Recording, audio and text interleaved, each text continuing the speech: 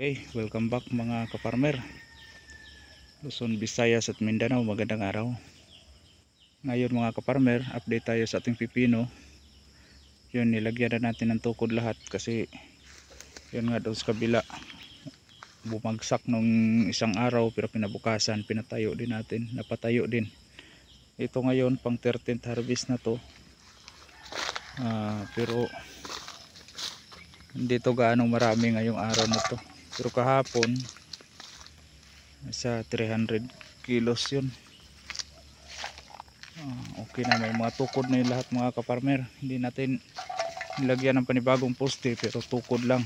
At ngayon tingnan natin tong dito sa kabila yung bumagsak ng isang araw. Ayan, yan na, parang walang nangyari. Nilagyan natin ng bagong poste tapos isinabit natin doon. Yun na, tumayo na uli mga kaparmer. Yan yung bali, yung poste na yan. Yun, kaso nga lang may depekto na yan sa ganyan, nabugbog na. Pero kahit papano napatayo pa rin kaysa sa hindi na natin naipatayo. Tapos may mga tukod na yan, yung dito yung bumagsak may bagong poste, kawayan yung nilagay natin. Tapos dito sa kabila itong hindi bumagsak may mga tukod na kawayan din. Yan, para hindi na siya babagsak. Yun, parang wala lang nangyari. Ayun, ganyan. Yun, lesson learned mga kaparmer sa ganitong pagsasaka, lalo na sa ganitong pipino, ampalaya, upo, patula. Minsan din yung iba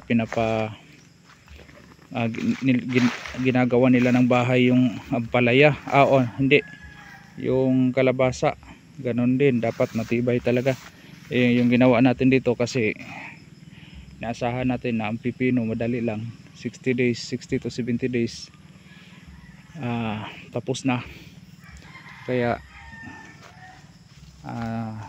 yun, reckless masyado, risky yung pag natin, pag pupuste ng palwa lang ng palm oil lahat, walang saksak na kahoy. Kaya ayun, bumagsak. Instead mag-abono tayo kahapon, hindi tuloy na ilagay, pero bukas makapag-abono na tayo nito. Tapos kagabi nag-spray tayo ng fungicide at saka foliar. Yung foliar natin na ginamit is yung iSmart Boom Flower, at fungicide na rin kasi yun nga, pinigilan natin yung atake ng fungus. So far na pigilan din naman natin kahit paano, hindi na umakyat.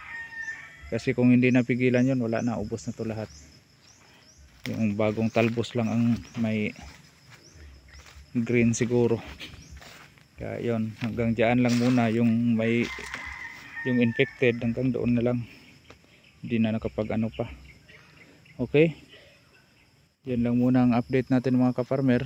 Tapos sa dulo nito, yung may mga masukal na niyog dyan, subukan natin magtanim ng ampalaya dyan kung magsilbi ba.